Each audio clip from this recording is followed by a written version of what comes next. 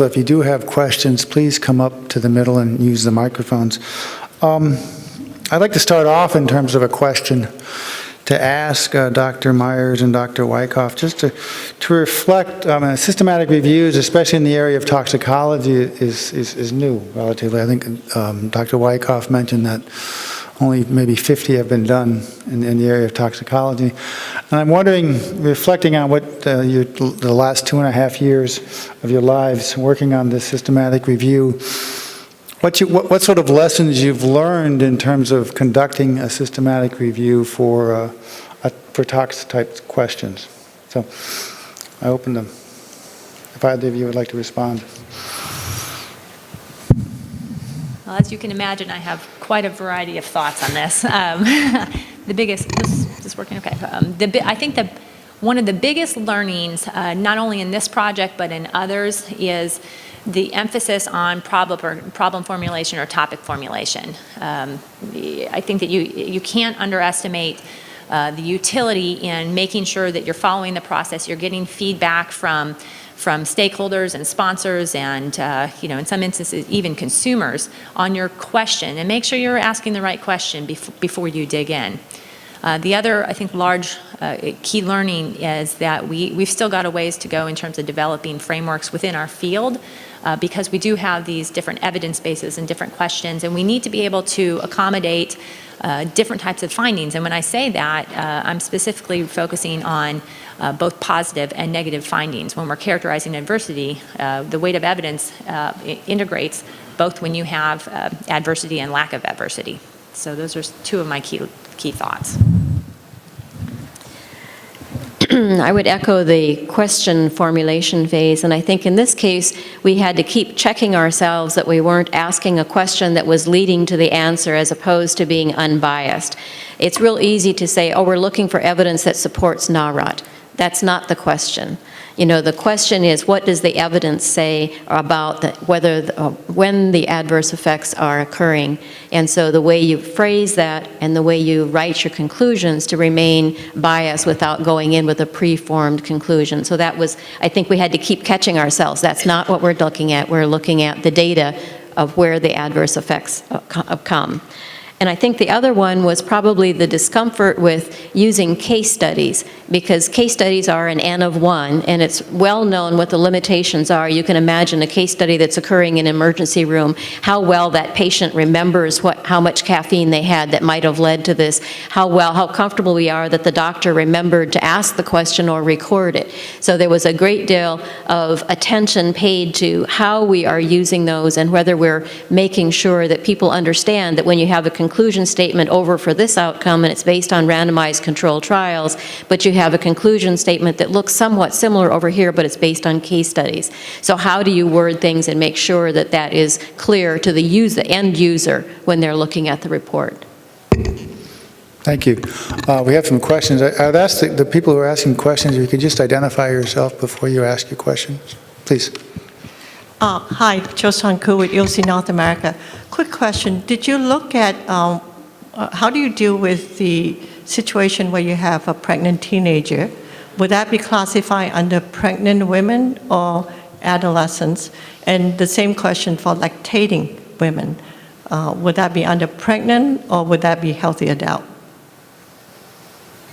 Okay, so I can't even recall that we had that instance, but we would evaluate when the exposure was on a case-by-case basis and compare it to the inclusion and exclusion. With the pregnant teenager, we would have talked about that within the reproductive and developmental endpoint in adolescent population, if we have that information. And then with respect to the lactation, it would actually depend on if they looked at exposure also prior to birth, and if it was included prior to birth, it would have been included. Oh, okay. Yeah, Joe Knappich from the Army Research Institute of Environmental Medicine. I have a relatively simple question regarding the meta-analysis. You said you didn't do the meta-analysis, but the data was there to to potentially do it. So I think that would have been a big contribution if you had, because I think that would have helped in terms of determining dosages and adverse outcomes and everything. So my question is very simply, why not? The project was huge, and the resources that it would have taken to do an additional 27, it would be 27 meta-analysis, because you would need to do it at the endpoint level. And I think it was beyond the scope of the project at this point in time. So we look forward to someone doing that. I think you need one more person on your research team.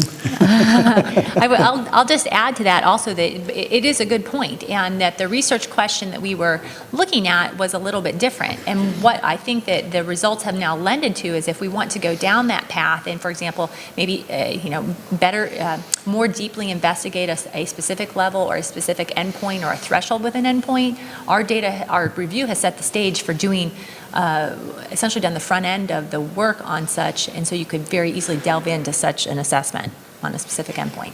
I would agree. Bernadette Marriott, Medical University of South Carolina. First of all, I want to thank you for some really excellent presentations. And when you say this is huge, this is really a huge, incredible study. Congratulations for doing this.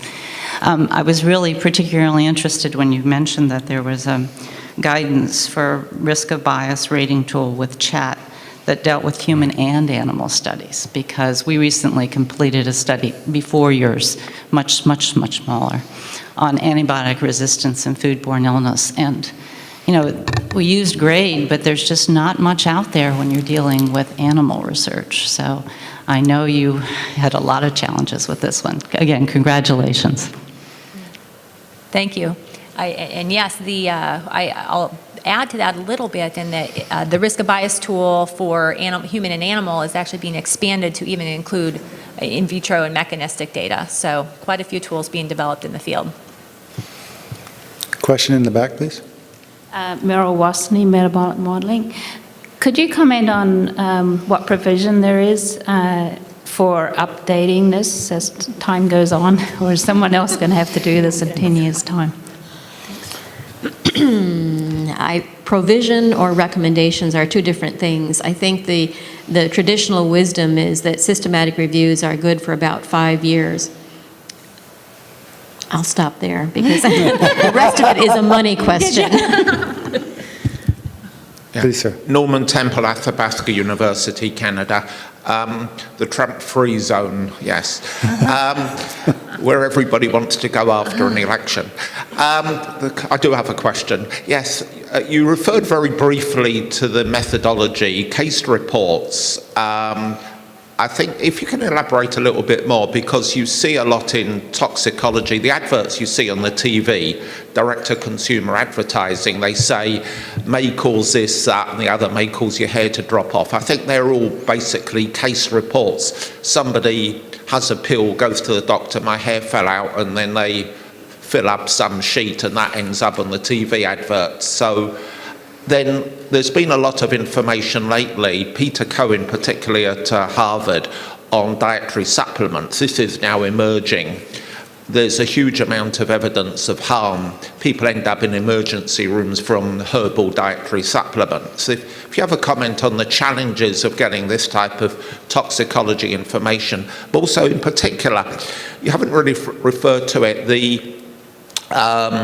the evidence you're accumulating, quite apart from case reports, I assume leaving out animal studies, I assume the vast majority of your evidence came from either case control studies or cohort studies. If you could comment on how you classified the quality, the strength of the reliability of the evidence from the two types of study.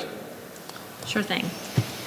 Okay, so taking on the first question with respect to case studies. First, I will say stay tuned after the break because Dr. Tenenbaum will be addressing this with respect to the acute endpoint. I will emphasize that we only used case studies for this endpoint, though you bring up a good topic. In that, I think that depending on your research question, there is guidance as to provide whether or not you include that study type. So there's not, the way I interpret it is there's not a rule that says do not do that. It depends on the research question that you're asking, and in particular the outcome that you're looking at. So if you're looking at very rare events, oftentimes that might be the only kind of data that you have. you have less confidence in that type of data, and you need to be very transparent about that. But in the example of caffeine, that's the data we had, and that's what we included. But we were very transparent about our low level of confidence in that. And then with respect to the different types of studies in our evidence base, also be providing some statistics on the types of studies. We did actually have more controlled trials than we anticipated, and though these were for specific, typically for physiological endpoints, but nonetheless, the risk bias tool provides specific guidance on how to evaluate each study by their study type, and that included controlled trials as well as observational case control cohort, et cetera. So essentially, we followed the tool's directions. Okay. Next question, please. Balawati Widrojai from the High State University. Thank you for a good presentation. My question is either to Dr. Myers or Dr. Danielle. In your healthy adult cell populations, did you exclude the effects of caffeine on athletes? We did not. We included athletes. Athletes, Yep. okay. And military, et cetera. Thank you. I see no more questions, but I have one more question. I learned this morning that the group doing the systematic review actually were working virtually, and I think this morning is the first time some of you have met face-to-face. And I wonder if you could just kind of reflect on, what does it mean to do this virtually versus doing it face-to-face? Are there advantages? Are there disadvantages to working together as a team on a scientific assessment like this? I think it's something, there are certainly advantages and disadvantages, I think, but. Well, I think the process of working virtually was relatively common for us, because at the Academy, most of our work was done virtually as well. There are some limitations in terms of the process we used here, that not all of the content was visible to every member of the Scientific Advisory Board at the same time. So there are other systems where you could actually view the same information and contribute to it in a way that was a little different, and it was probably cumbersome with email drafts of documents going back and forth with track changes from multiple people. So some of those things are a bit more challenging when you're doing it virtually. But probably some of the benefits, though, it does give individuals time to participate when they're ready to participate, rather than trying to cram everything into 1 hour. If it takes longer, it takes longer, and you can take longer when you're doing it virtually. Candace, I'll let. Yeah, I would agree with that. And the other build that I will provide there is that much of the tox strategies team and the evidence analysts did work in the same location, and that was particularly useful at the front end, particularly when we were piloting, when we were developing the forms for extraction and inclusion. And we should see the pictures of the conference room after we were in there for a few months. But so we spent a fair amount of time together. But what that allowed us to do is really to distill our thoughts and our questions, and then be very targeted with our subject matter experts. Here's some of the themes we're seeing. Can you help us with this? Here's some examples. And so we tried to make it work. But I would agree that is one thing in the future that would make these more efficient and easy to work virtually, is some of the software tools that allow free access, or you don't need logins, they're not too hard to use, et cetera. I think that will also help facilitate these multidisciplinary teams in the future. Thank you. Okay, hi. Alan Preston, University of Puerto Rico. In your recommendations, adult goes a long way. And I'm wondering, might you have some data, say, to perhaps suggest, say, the senior citizens over 65, would be probably different than younger. So can that be considered? I think that's a good question, and what you'll hear after the break is that one of the outcomes of this is that we feel like we can move away from some of the what I'll just call standard research now, and start to focus more on subpopulations, start to focus on sensitive individuals, and we think that's a key output of this assessment. Allison Yates, retired from various places. The use of the comparator seemed to drive the length of the data sets that you looked at, because you went back to, I guess, 2001 when you assumed that was the, and what would you say, or what is the recommendation at this point in the various reports that you've looked at when you don't have a comparator? You're looking to find where there's this new product or new component in the food supply that you need to evaluate. Right. That's a great question. We had the advantage that there's a fair amount of research going in, and so we could have a targeted question. And I think that in those cases, you would have maybe a less targeted question with respect to the exposure or the comparator, and you might be asking a more broad question with respect to exposure. However, where I think that you would benefit is from trying to have a more targeted outcome. So you're focusing, what characterizing potential effects over a range of exposures for a specific outcome. So, for example, for immunotox instead of a large bucket like cancer or something. So you're almost doing a GRASS review in a way, just to look at where do you go. Right, and that's a great question, even from that perspective. The other thing that I will say is there's a fair amount of tools that are using machine learning now, and you can do more scoping assessments, and I think that those are going to have a fair amount of utility, particularly for GRASS assessments in the food safety world.